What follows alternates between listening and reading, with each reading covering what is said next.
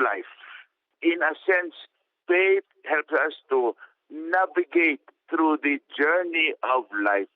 And also, let me add, it is a faith that is lived not only personally and as an individual, but also it is a faith lived in families. So beautiful. We are helped in our faith not only by individuals, but by families. Therefore, what does it mean to be a witness of faith in Jesus in Asia? I would like to use what Pope Francis would say. We witness our faith in Jesus in Asia by showing the joy of believing. It is joyful to believe and entrust our lives in Jesus. Life is difficult, especially in our country, but because of faith, it helps us to be strong. In spite of the storms of life, we are trustful. We can afford still to smile because we know that the Lord is with us. That is why we celebrate this special year with joy. Joy in the Lord, the joy of believing in the Lord. How does one evangelize today in the Philippines? First, I would say that in order to be today based on the celebration, one first, before you do evangelizing, to deeply realize and appreciate that we are gifted with faith from the Lord. That is why our theme for this celebration is gifted to give. So, to realize that we are gifted with faith, and together with that realization, together with that knowing that you are gifted, also comes the desire to share this faith. We are gifted, and then we try to give this faith to others. Now, I think that's for each individual, and the many activities of this Jubilee year would be around that dynamics that the individual must first review and reappreciate again the giftedness that we have in faith, and realize that we also have from the giftedness the responsibility to do mission, to share that faith. That's why I would add what is needed to be able to continue proclaiming the word in times that have changed.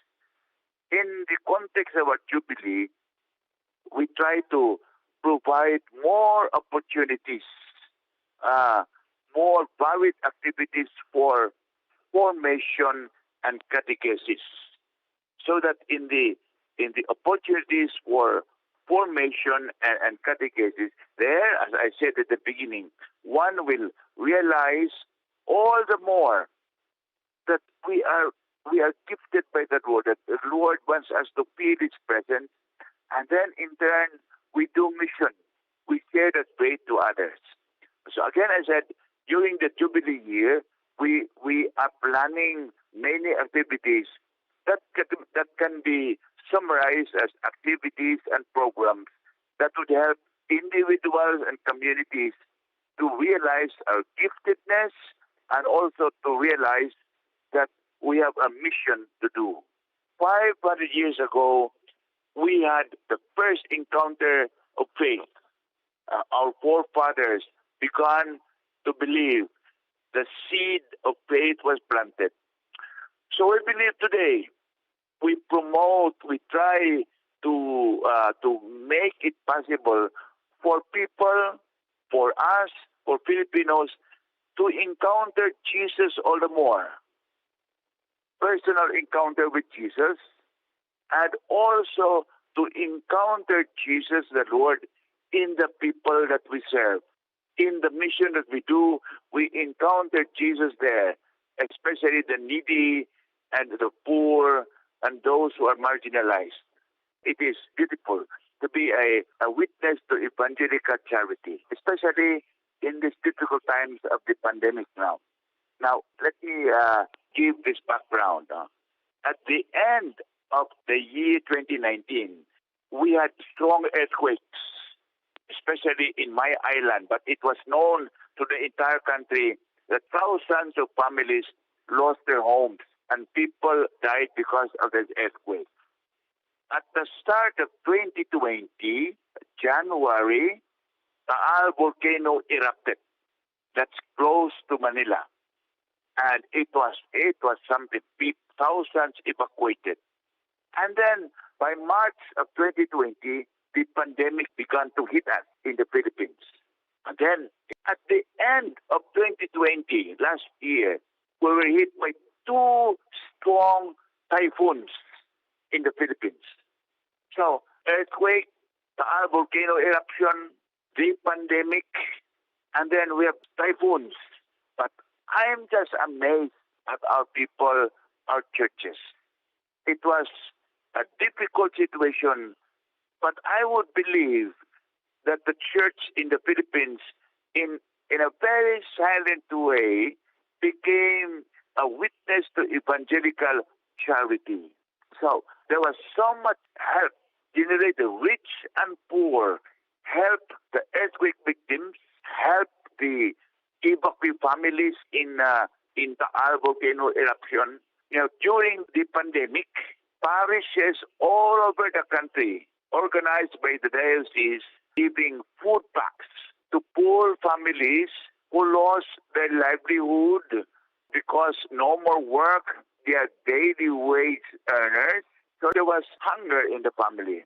But the church, in a silent way, helped organize to bring food to these families. And it is continuing now, even in a silent way.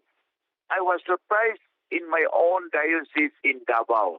I was very hesitant to make a public appeal to help families whose breadwinners, fathers, mothers lost their work. But I'm just touched by the response of people in my diocese, in my archdiocese, and it is the same in many other dioceses in the country.